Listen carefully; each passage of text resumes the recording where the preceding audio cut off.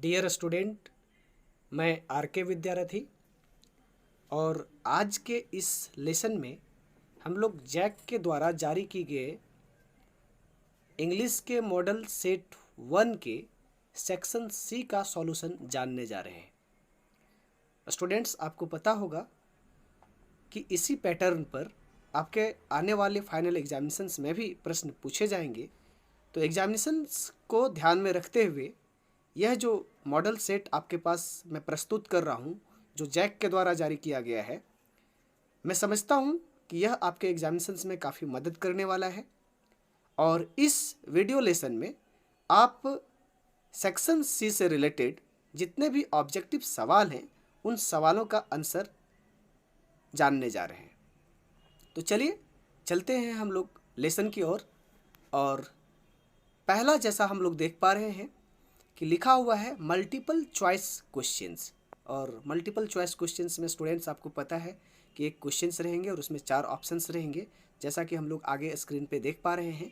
तो देखिए, पहला जो है कहता है read the following extract and answer the questions. कह रहा है कि दिए गए एक जो पोयम का पार्ट है उसको आप पढ़िए और पढ़ करके इसमें टोटल 4 सवाल हैं, जिन सवालों का आपको क्या करना है, जवाब देना है। तो स्टूडेंट्स, हम लोग पहले जो एक्सट्रैक्ट है उसको पढ़ते हैं। Driving from my parents home to Cochin last Friday morning, I saw my mother beside me, does open mouthed, her face ashen like that of a corpus and realized with pain।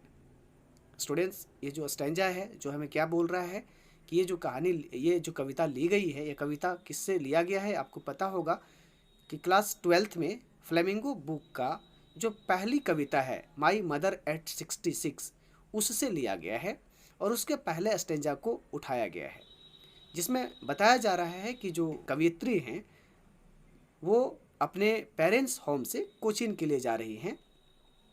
और वह क्या कर रही हैं, जा रही हैं, इट मीन्स जाने का माध्यम उसके पास क्या है, साधन क्या है, तो वह कार है, कार से होकर के जा रही है, जिस कार में उनकी माँ भी बैठी हुई है उनके बगल में, जिनका चेहरा जो है वह क्या है, मीन्स ऐसा प्रतीत हो रहा है जैसे वह काफ़ी बूढ़ी हो चुकी है और उनका शरीर में कोई जान नहीं है। ओपन माउथ्ड है, मीन्स मुंह खुला हुआ है। Her face as in like that of a corpse, चेहरा ऐसा लग रहा है जैसे वो एक लाश हो। एंड रियलाइज्ड विथ पेन, और इन तस्वीरों को देख करके जो कवित्री हैं उनको रियलाइज होता है कि उनकी मम्मी की जो स्थिति है वह काफ़ी बेहतर नहीं है, वर्ष हो चुका है।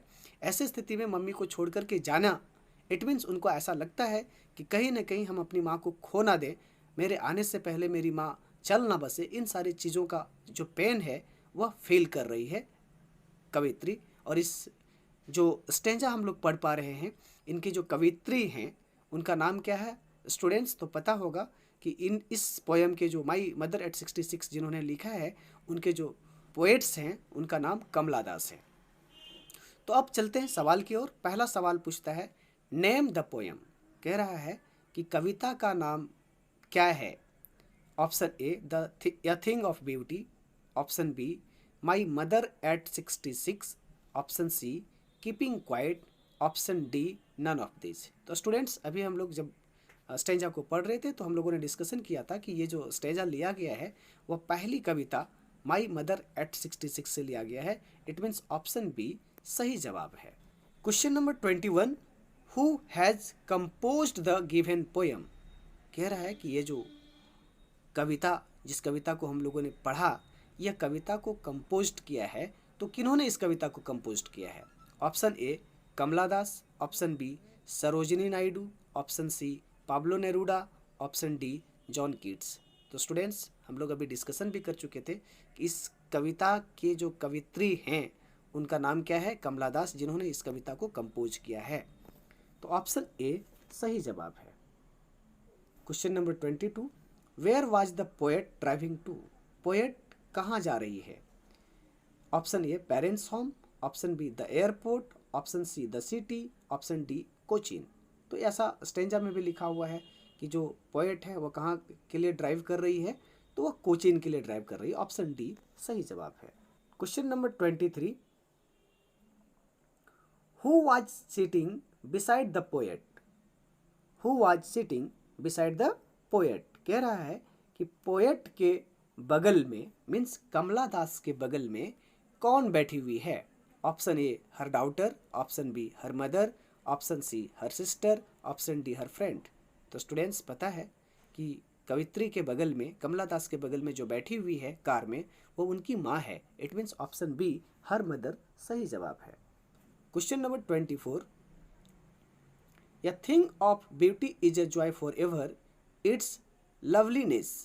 तो कहता है कि a thing of beauty जो है वो हमेशा खुशियाँ देता है, ये बढ़ाता है। किन चीज़ों को बढ़ाता है?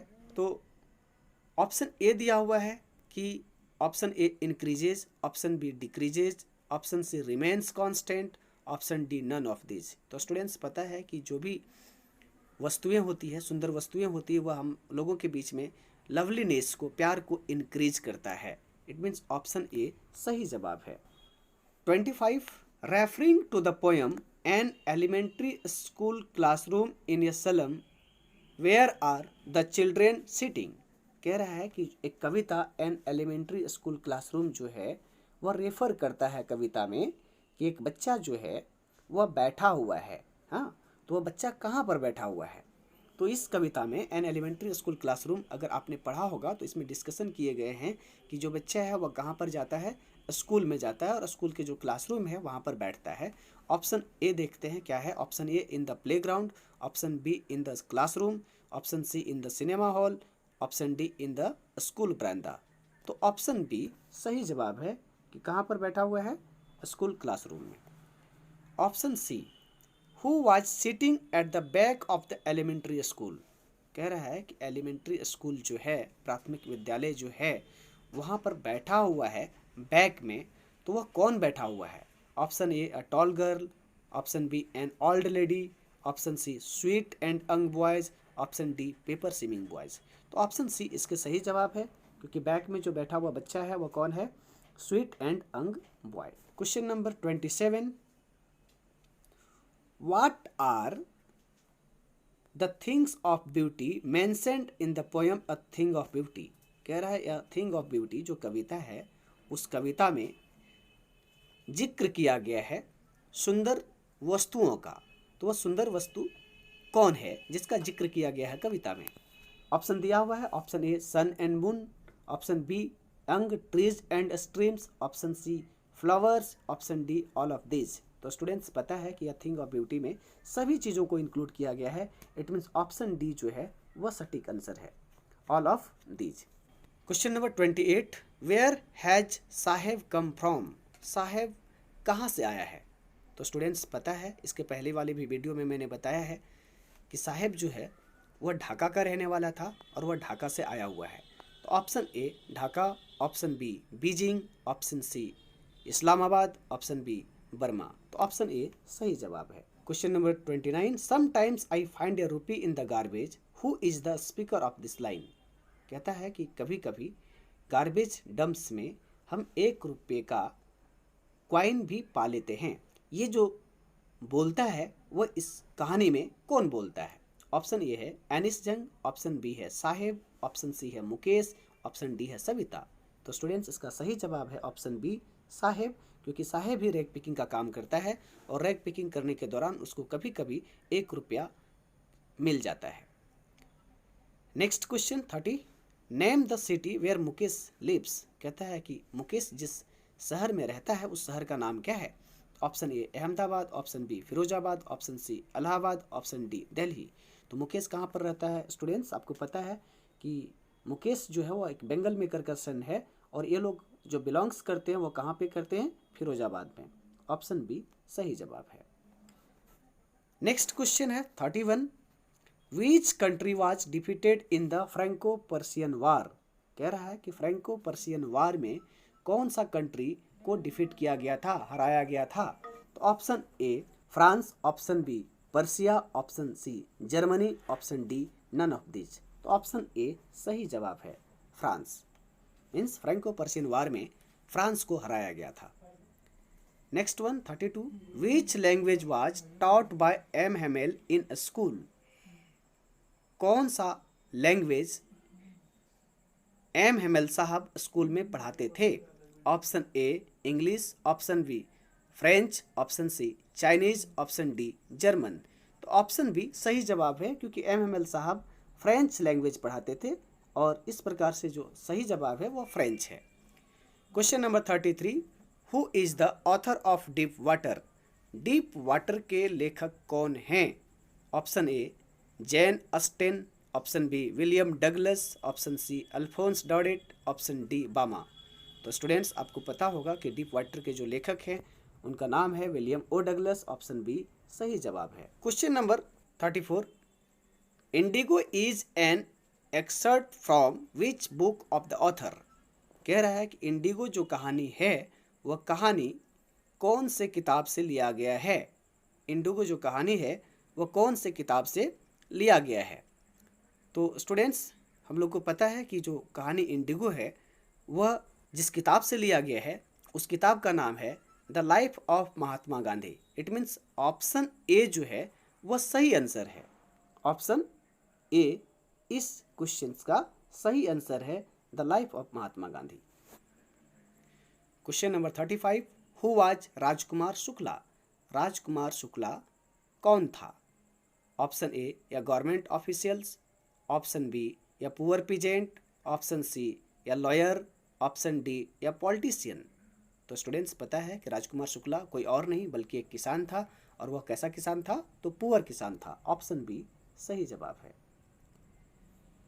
Question number 36, who is the writer of we too are human beings? कह रहा है कि we too are human beings के राइटर कौन हैं? ऑप्शन ए जितकालासा, option B Bama, option C John Updike, option D काल्की। ऑप्शन बी सही जवाब है, बामा, क्योंकि we too are human beings को लिखने वाली जो लेखिका है, राइटर है, वो कौन है? बामा है। Question number 37, who is the main character of the story the tiger king? कहता है कि द टाइगर किंग के स्टोरी का जो मुख्य पात्र है वह कौन है? Option A the Maharaja of Pratibandhapuram, option B the Maharaja of Shantipuram, option C the Maharaja of Shaktipuram, option D none of the above. तो स्टूडेंट्स आपको पता है कि द टाइगर किंग जो है वह कहाँ का महाराजा था? तो प्रतिबंधपुरम का। तो ऑप्शन ए सही जवाब है। 37 का ऑप्शन ए सही जवाब है। अब हम लोग चलते हैं क्वेश्चन नंबर 38 की ओर। Who was Jansie in Going Places? कहता है कि गोइंग प्लेसेस की कहानी जो है उसमें से जेंसी कौन है? ऑप्शन ए सॉफीज मदर है, ऑप्शन बी सॉफीज फ्रेंड है, ऑप्शन सी सॉफीज सिस्टर है, एंड ऑप्शन डी सॉफीज टीचर है। तो स्टूडेंट्स आपको पता है कि सॉफी और जेंसी आपस में दोस्त है। इट मीन्स ऑप्शन बी इस सवाल का सही जवाब है, सॉफीज फ्रेंड। क्वेश्चन नंबर 39 की ओर हम लोग बढ़ रहे हैं। How many years ago did Gondwana exist? कह रहा है कि कितना साल पहले गोंडवाना एग्जिस्ट करता था? Option A 50 million years, option B 650 million years ago, option C 60 million years, option D 70 million years. तो स्टूडेंट्स ऑप्शन बी सही जवाब है, क्योंकि गोंडवाना जो एग्जिस्ट करता था वो 650 मिलियन ईयर्स एग्जिस्ट करता था। Question number 40, who was doctor Sadao? Doctor Sadao कौन था? Option A a teacher, option B या बस कंडक्टर, ऑप्शन सी या डॉक्टर, ऑप्शन ए या सोल्जर। तो स्टूडेंट्स जैसा कि सवाल में ही जवाब दिया गया है डॉक्टर सेडो कौन था, तो ऑप्शन सी जो है वह सही जवाब है, या डॉक्टर, मीन्स डॉक्टर सेडो एक डॉक्टर थे। Question number 41, in which hour was the prince of Pratibandapuram born? कह रहा है कि प्रतिबंधपुरम के जो प्रिंस हैं, राजकुमार हैं, उनका जन्म कौन से नक्षत्र में हुआ था? तो option A in the hour of the bull, option B in the hour of the tiger, option C both and B, option D none of above. तो स्टूडेंट्स आपको पता है कि अगर आपने कहानी पढ़ा होगा तो प्रिंस ऑफ प्रतिबंधपुरम का जन्म जो है वह in the hour of the bull हुआ था। इट मीन्स ऑप्शन ए सही जवाब है। Question number 42, let tigers beware, who said this? कह रहा है बाघों से सावधान, ये किसने कहा? ऑप्शन ए एस्ट्रोलॉजर्स ने, बी पामिस्ट ने, option C the prince Jung Bahadur ने, ऑप्शन डी द मिनिस्टर ने। तो ऑप्शन सी सही जवाब है, द प्रिंस जंग बहादुर ने ये स्टेटमेंट दिया था, लेट्स टाइगर्स बीवेयर, जब एस्ट्रोलॉजर्स लोग उनके प्रेडिक्शन कर रहे थे। Question number 43, whose face was burn away by the acid, कहता है कि किसका चेहरा एसिड से जल गया था। Option A Derry's mother, option B mister Lamb, option C Derry's sister, option D dairy.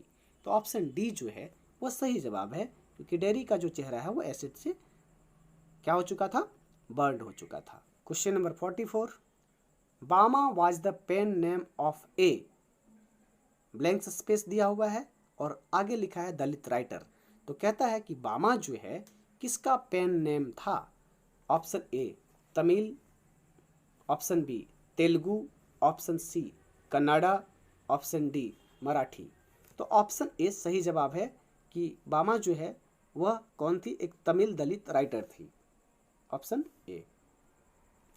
अब आगे हम लोग देखेंगे फिल इन द ब्लैंक्स को। Fill in the blanks by choosing correct answer from the given box. एक बक्से में यहाँ पर वर्ड दिए गए हैं, टोटल जो वर्ड्स की संख्या है वो 5 है और हमारे पास फिल इन द ब्लैंक्स भी 5 है। पहला वर्ड इंग्लिश मैन दिया हुआ है, दूसरा बिस्किट दिया हुआ है, तीसरा जापानीज दिए हुए हैं, फिर पार्टिसिपल्स दिया हुआ है और मद्रास दिया हुआ है। अब आगे सवाल को हम लोगों को पढ़ना है और जो सटीक आंसर्स है वो हम लोग को फिलअप करना है। चलिए सवाल पढ़ते हैं। Question number 45, Sophie and Jansie are destined to work in the factory. तो सॉफी और जेंसी जो है वो तय कर लिया था कि उन्हें काम करने हैं, तो कहाँ पर काम करना है, तो इसका सही जवाब जो है वह क्या होगा, बिस्किट फैक्ट्री।